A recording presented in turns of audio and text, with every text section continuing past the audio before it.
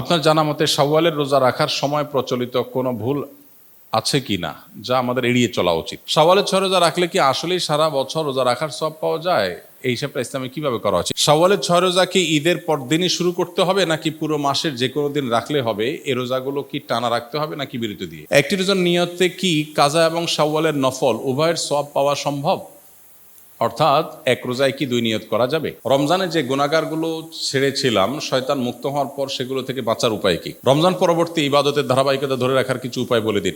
মা বোনদের রমজানের যে রোজাগুলো ভাঙতি হয়েছে সেগুলো না রেখে সরাসরি শাওয়ালের 6 রোজা রাখা যাবে কিনা, নাকি আগে কাজা রোজা শেষ করা বাধ্যতামূলক? যেহেতু হাদিসের ভাষ্যটা এরকম, মান সামা রমাদান সুম্মা আতবাউ সিত্তাম মিন শাওয়াল, যে রমজানের রোজা রাখলো এরপরে শাওয়ালের 6টা রোজা রাখলো। হাদিসের ভাষ্যটা লক্ষ্য করলে বোঝা যায় যে রমজান রোজা রেখে আগে শেষ করা দরকার, এরপরে শাওয়ালের রোজা। অতএব মা বোনরা হোক আর পুরুষরা হোক সবার জন্য একই কথা প্রযোজ্য।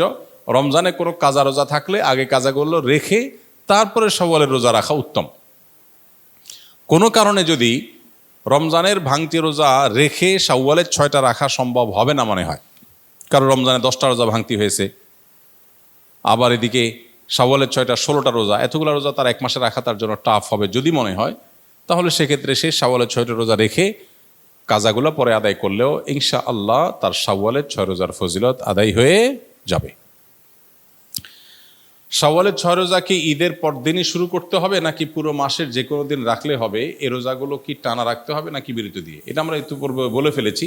শাওয়ালের 6 রোজা ঈদের পরপরই রাখতে হবে এমন কোনো বাধ্যবাধকতা নেই। তবে অনেকের জন্য সহজ হয় ঈদের পরপর রেখে ফেলতে পারলে, যাতে করে রোজার অভ্যাসটা থাকে এর মধ্যে রেখে ফেলতে পারে, পরে আর রাখা হয় না, তারা আগে রেখে ফেলবে।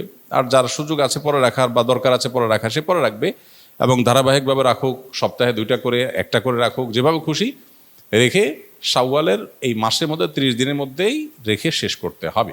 একটি রোজার নিয়তে কি কাজা এবং শাওয়ালের নফল উভয়ের সওয়াব পাওয়া সম্ভব? অর্থাৎ এক রোজায় কি 2 নিয়ত করা যাবে? না, এটা আপনি করতে পারবেন না। ফরজ রোজার নিয়ত করলে সেখানে আবার নফলেরটাও নিয়ত করতে পারবেন না। তবে নফলের 2টা একসাথে নিয়ত করতে পারবেন। যেমন সোমবার বৃহস্পতিবার রোজা রাখলেন, চাঁদের 13, 14, 15 রোজা রাখলেন, আবার শাওয়ালের রোজারও নিয়ত করে নিলেন, এখানে ইনক্লুড করতে পারবেন। 2টা নিয়তই একসাথে করতে পারেন। আর ফরজ কাজা রোজা আছে সেটা রাখলেন, একই সাথে আবার শাওয়ালের 6 রোজা রাখবেন, সেটা আদায় হবে না। শাওয়ালের 6 রোজা রাখলে কি আসলেই সারা বছর রোজা রাখার সব পাওয়া যায়? এই হিসাবটা ইসলামে কিভাবে করা হচ্ছে? এটা আমরা বলে ফেলেছি ইতিপূর্বে। রমজানে যে গুনাহগারগুলো ছেড়েছিলাম শয়তান মুক্ত হওয়ার পর সেগুলো থেকে বাঁচার উপায় কি? রমজানে যে সমস্ত গুনাহগুলো আমাদের দ্বারা হয়ে গেছে সেগুলো রমজান পরবর্তী জীবনে আমরা কিভাবে ছাড়ব, এটার জবাব আজকে আমরা বলেছি পুরো আলোচনাতে। মূলত রমজান মাসে রোজার মাধ্যমে যে আমাদেরকে আল্লাহ তাআলা তাকওয়া চর্চা করতে বলেছেন বা মুত্তাকি হতে বলেছেন, রোজার এই বার্তাটা গ্রহণ করা, রোজার এই মর্মটাকে উপলব্ধি করা, এটা যদি আমরা করতে পারি তাহলে রমজান পরবর্তী জীবনে ইনশাআল্লাহ তাকওয়া চর্চা করা আমাদের জন্য সহজ হবে। আর যদি রোজার মানে শুধুমাত্র সাহারি ইফতার মনে করি আর তাকওয়া চর্চার বিষয়টা না বুঝি, তাহলে সেক্ষেত্রে রমজান পরবর্তী জীবনে আসলে এর কোনো প্রভাব পড়বে না। আপনার জানা মতে শাওয়ালের রোজা রাখার সময় প্রচলিত কোনো ভুল আছে কি না, যা আমাদের এড়িয়ে চলা উচিত? শাওয়ালের রোজা কেন্দ্রিক খুব কমন বড় কোনো ভুল নাই, তবে ভুল ধারণা আছে কিছু। যেমন অনেকে মনে করেন শাওয়ালের 6 রোজা লাগাতার রাখতে হয়, ধারাবাহিক রাখতে হয়। যদি এই ধারণা এখন আস্তে আস্তে পরিষ্কার হয়ে গেছে আমার মনে হয়। শাওয়ালের 6টা রোজার ফজিলতটা আমরা জানি। নবী সাল্লাল্লাহু আলাইহি ওয়াসাল্লাম বলেছেন, মান সামা রমাদান সুম্মা আতবাহু সিত্তাম মিন শাওয়াল কানা কাসিয়ামিদ দাহর, যে ব্যক্তি রমজান রোজা রাখার পরে শাওয়ালের 6টা রোজা রাখবে সে ব্যক্তি সারা বছর রোজা রাখার সওয়াব পাবে। এক হাদিসে নবী আলাইহিস সালাম এটার ব্যাখ্যাও করে দিয়েছেন। বিষয়টা এইভাবে যে রমজানের 30টা রোজা সচরাচর সর্বোচ্চ 30টা রোজা হয়, এটাকে প্রত্যেক আমলকে আল্লাহ তাআলা কমপক্ষে 10 গুণ বাড়িয়ে দেন। তাতে 30কে 10 দিয়ে গুণ দিলে 300 হয়, আর শাওয়ালের 6টা রোজা রাখলে আর 6 দুগুণে 60 হয়, তাহলে 360, চান্দ্র বছর হিসাবে 360 দিন। অতএব পুরো বছর রোজা রাখা সওয়াব পেতে হলে রমজান রোজার পরে শাওয়ালের 6টা রোজা রাখতে হবে। এই রোজা রাখার ক্ষেত্রে কোনো ধারাবাহিকতার শর্ত নাই, ভেঙে ভেঙে রাখতে পারেন, ইচ্ছাকে মানে একসাথে রাখতে পারেন, যেভাবে খুশি রাখতে পারেন। এটা হলো একটা ভুল ধারণা সাধারণত, যে একসাথে রাখা লাগে কিনা অনেকের ধারণা হতে পারে।